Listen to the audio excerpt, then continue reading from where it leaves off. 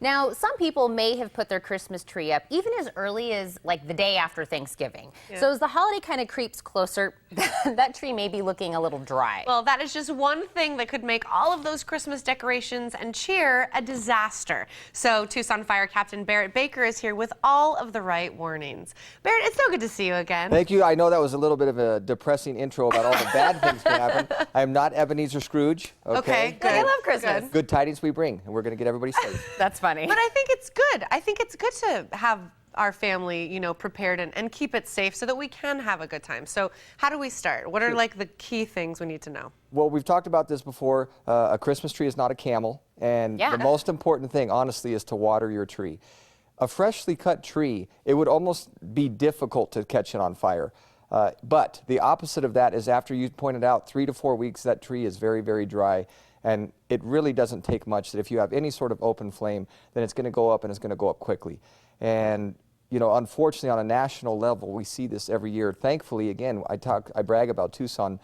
We usually don't see this type of terrible tragedy, so that's a fantastic thing. That means that people have been watering the tree. Some of the other things, about 50% of the fires that are involved with Christmas trees are due to electrical issues. What does that mean? Let's check our lights and make sure that we don't have any electrical malfunctions. If you have a cut in the actual electrical wiring on those lights, take that one off. Pay attention again, little things. The warning should be on there about not having too many light strands together, and generally speaking, that's about 3. So, we've talked about this before, a picture's worth 1,000 words, but that is a very scary thing to look at. If that goes up that fast, which is going to be less than 30 seconds, could you get out of your house? And at that point in time, you're going to be going out windows rather than going out through the front door. Because not only do you have the Christmas tree, then you're going to catch blinds on fire. It's going to go up into the roof and bank down with the smoke as well. So honestly, just a terrible situation. Very preventable, though, if we do those little things. First thing, most importantly, water the tree as much as possible. And I think some people maybe make it a tradition of leaving the lights on all night for Christmas Eve into Christmas morning. That's probably not a great idea. On Christmas Eve, obviously, Santa Claus, it would probably help him place the presents under the tree.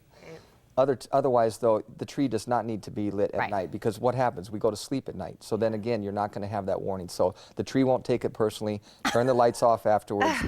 Even when you're leaving throughout, if you're not in that room, we don't necessarily have to have them on. So a good safety tip there as well. You know what I'm going to do? I'm going to leave Santa a note and just say, can you please just unplug our tree on your way out? Exactly. After the cookies. Where's your flashlight? Use your flashlight. Come on, Santa. And it's been cold in Tucson as well. So, I mean, that's another thing. Where you put your tree up, obviously they're already up, but try to keep things like your space heaters away from them, because those are, again, things that will dry out the tree a little bit prematurely. After Christmas, though, and this is the important part, it's been 3 or 4 weeks. It really is important to get that out of the house as quickly as possible. It is obviously a very sad thing, because Christmas trees really give us a good feeling, make us happy, but get it out as quickly as possible. The city has a great tree cycle program. There's locations all over the place.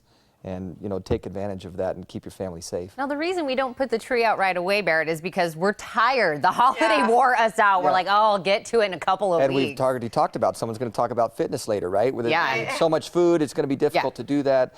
But, use your little elves, use your helpers, make it a little bit of a family tradition, and talk about the fact that now, it's been a great month, but we got to keep everybody safe and just make it a tradition to get out of the house as quickly as possible as well. I think this is great advice. I have to admit, I'm one of these people, though, that lights a bunch of candles and stuff, especially if I'm throwing a party. So maybe that's something, too, like kind of check our candle placement. No open flames by the tree, maybe? Oh, and I hate to say it, but that sounds like common sense, but, it's really not. And you never know what kind of crazy thing can happen, and maybe a visitor's over, maybe a dog's over, knocks the candle over, but if that tree is dried out, again, open flame, terrible in proximity. So keep the candles away, and that kind of hits on that space heater thing and drying the tree out. Anything that is going to make that happen faster is something that we want to avoid completely.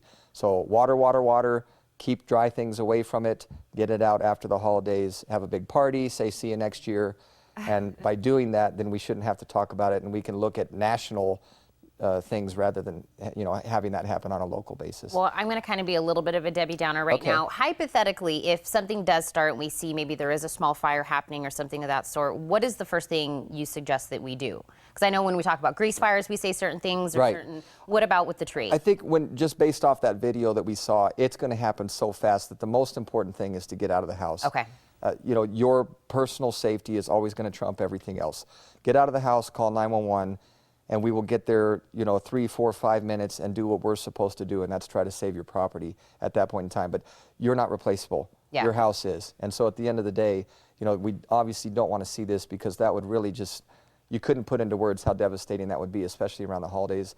But we've got to keep people safe, and the way we'll do that is to get out of the house as quickly as possible. And every time you come on, we always say the same thing. We love seeing you, Barrett, but we never want to see you in the other situation. Yeah, exactly. So this is why we have you on here. The couch is better than in your living room. I can tell you that for sure. Giving us some jokes and stuff. We like that portion of you. I was really thinking about being a fit reindeer for Halloween next year. So thank you for the intro because you're helping me come up with some pretty impressive things. You can thank our producer, Alex Steiniger, for that. Thank you, Alex. Thank you very much. He makes me say interesting things. Barrett, thank you so much. Always Have a Merry great. Christmas. Have a Merry Christmas. Happy holidays to you, everybody. Now, for more safety tips from Barrett and his team, you can go to fire.tucsonaz.gov.